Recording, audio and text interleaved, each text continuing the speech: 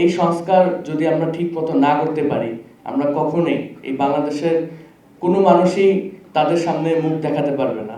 গণমাধ্যম কর্মীরা যাতে ভবিষ্যতে স্বাধীনভাবে কাজ করতে পারে, সত্যকে সত্য বলে মিথ্যাকে মিথ্যা সবার সামনে নিয়ে এসে যাতে তারা স্বাধীনভাবে কাজ করতে পারে। 18 তারিখে 5টা থেকে 6টা পর্যন্ত আপনাদের কাছে যদি কোনো ভিডিও চিত্র থেকে থাকে উত্তরা পূর্ব থানার সামনে এবং পশ্চিম থানার সামনে, আপনারা প্লিজ আমাদের পরিবারের সাথে যোগাযোগ করে আমাদেরকে এই ন্যায় বিচার প্রতিষ্ঠা করার জন্য আমাদেরকে সহযোগিতা করবেন। এই মুহূর্তগুলো আমাদের সামনে এনেছে এই গণমাধ্যম কর্মীবৃন্দরাই। আমরা জানি 5 জন গণমাধ্যম কর্মী শহীদ হয়েছে এবং আমি যেহেতু ফাউন্ডেশন নিয়ে কাজ করছি, আমি ইতিমধ্যে দেখেছি শত শত গণমাধ্যম কর্মী এখনো আহত অবস্থায় হসপিটালে তাদের জীবনের সাথে যুদ্ধ করে যাচ্ছে এবং আমরা আমাদের দিক থেকে সর্বোচ্চ চেষ্টা করে যাচ্ছি তাদেরকে আমাদের সেবাগুলো পৌঁছে দেওয়ার জন্য। এই যে গণমাধ্যম কর্মীরা আহত হয়েছে, শহীদ হয়েছে, তারা কি চেয়েছিল? সত্যটাই সবার সামনে আনতে চেয়েছিল, যার বিপরীতে তাদেরকে গুলি গ্রহণ করতে হয়েছে, শাহাদাত গ্রহণ করতে হয়েছে। আমরা জানি বিগত সময়ে গণমাধ্যম কর্মীদের উপর কিভাবে তাদের স্বাধীনতাকে হরণ করা হয়েছে এবং কিভাবে তাদের উপর অত্যাচার নিপীড়ন করানো হয়েছে। তারপরেও এই গণ-অভ্যুত্থানে গণমাধ্যম কর্মীদের যে অবদান ছিল সেই অবদান কোনোভাবেই অস্বীকার্য নয়।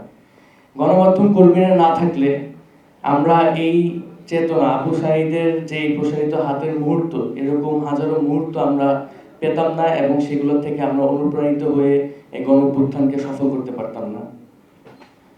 আমার এই নতুন বাংলাদেশে একজন সাধারণ নাগরিক হিসেবে আমার এটাই চাওয়া, গণমাধ্যম কর্মীরা যাতে ভবিষ্যতে স্বাধীনভাবে কাজ করতে পারে, সত্যকে সত্য বলে মিথ্যাকে মিথ্যা সবার সামনে নিয়ে এসে যাতে তারা স্বাধীনভাবে কাজ করতে পারে, তাদের উপর যাতে আর কোনো রকম অত্যাচার নিপীড়ন না করা হয়, সেই দিকে নতুন বাংলাদেশে যারা দায়িত্বে আছেন তাদের প্রতি আমি একজন সাধারণ নাগরিক হিসেবে তাদের প্রতি আমার এই দায়িত্ব থাকে, আমার এই আহ্বান থাকবে।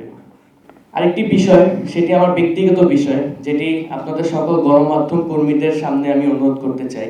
আপনারা জানেন আমার ভাই মীর মাহফুজুর রহমান মুগ্ধ জুলাইয়ের 18 তারিখে শহীদ হয় 6টার দিকে।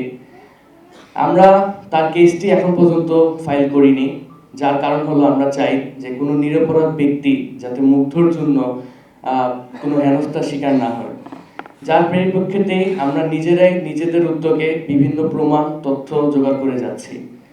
আপনাদের সংবাদকর্মী ভাই বোনদের কাছে আমার অনুরোধ থাকবে, আমরা জানি 18 তারিখে অনেক সংবাদকর্মী সেখানে জীবনের ঝুঁকি নিয়ে সেখানে বিভিন্ন ভিডিও চিত্র ধারণ করেছে।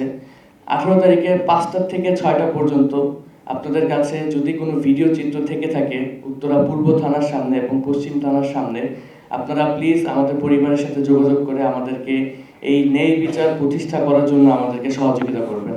আমি বেশি কথা বাড়াতে চাচ্ছি না। আমি একজন শহীদ পরিবারের কথা শুনেছি এখানে। তার মেয়ে বারবার জিজ্ঞাসা করে বাবা কখন আসবে। এই কখন আসবে এই প্রশ্নের উত্তর কি আমাদের কারোর কাছে আছে? আমাদের কারোর কাছে নেই। আমরা কি এই মেয়েদের সামনে, এই মেয়েরা যখন বড় হবে, তারা যখন তার বাবার বীরত্বের কথা শুনবে, তখন আমরা কি তাদের সামনে মুখ দেখাতে পারবো? তাদের বাবার যেই আত্মত্যাগ, সেই আত্মত্যাগের ফলে আমরা যেই অপরচুনিটি পেয়েছি এই দেশকে সুন্দরভাবে সংস্কার করার জন্য, এই সংস্কার যদি আমরা ঠিক মতো না করতে পারি, আমরা কখনোই এই বাংলাদেশের কোনো মানুষই তাদের সামনে মুখ দেখাতে পারবে না। তো আমার সবার কাছে আহ্বান থাকবে, সবাই যে যার যার জায়গা থেকে সংস্কার কাজে এগিয়ে আসুন এবং আমরা জানি নিজে যদি সংস্কার না হতে পারি, নিজেকে যদি সংস্কার না করতে পারি, দেশের সংস্কার কাজেও আমি আমার অবদান রাখতে পারবো না।